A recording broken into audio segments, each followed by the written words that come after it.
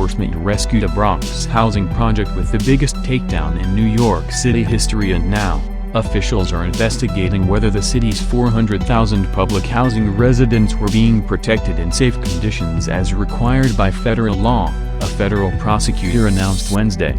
U.S. Attorney Preet Bharara told a news conference that nearly 700 New York Police Department officers and federal agents accompanied by helicopters and armored trucks executed pre-dawn raids, taking down 2 rival drug gangs from top to bottom. By late afternoon, 88 individuals were in custody and more were sought in what Bharara described as the biggest gang takedown ever in New York City. The arrests stemmed from charges brought against 120 gang members. "We bring these charges so that all New Yorkers, including those in public housing, can live their lives as they deserve, free of drugs, free of guns and free of gang violence," he said. The prosecutor said the arrests culminated a 16-month investigation that began when prosecutors and police decided to address a surge in violence around the Eastchester Gardens housing projects, where more than 2,000 people live.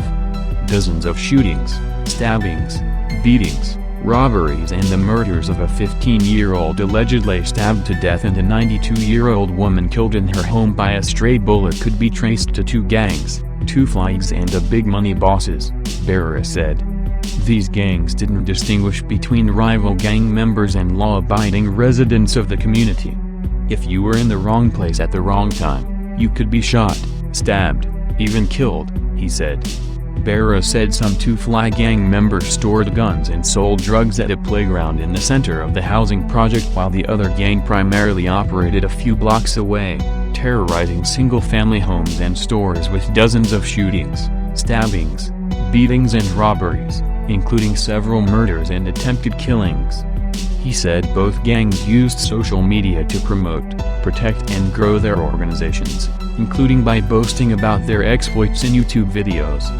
The prosecutor said his office's civil division was looking at whether the New York City Housing Authority was providing housing that is decent, safe, sanitary, and in good repair, which is required by the U.S. Department of Housing and Urban Development. He said whether the housing complexes can provide proper lighting, working elevators, trash-free hallways and lead and mold-free apartments affects whether the rule of law reigns or the chaos of a gang takes root. The raids came 8 days after Bharara announced charges against 36 members of 2 rival drug trafficking gangs operating out of 3 New York City Housing Authority complexes in East Harlem. Among those federally charged Wednesday was a drug dealer already serving state prison time for killing a 92-year-old woman with a stray bullet. The woman, Sadie Mitchell, was watching television in her Bronx home in 2009 when the bullet went through her living room window and hit her in the hip before puncturing her lung. 2 days later, police arrested Jamal Blair, 18, who lived nearby.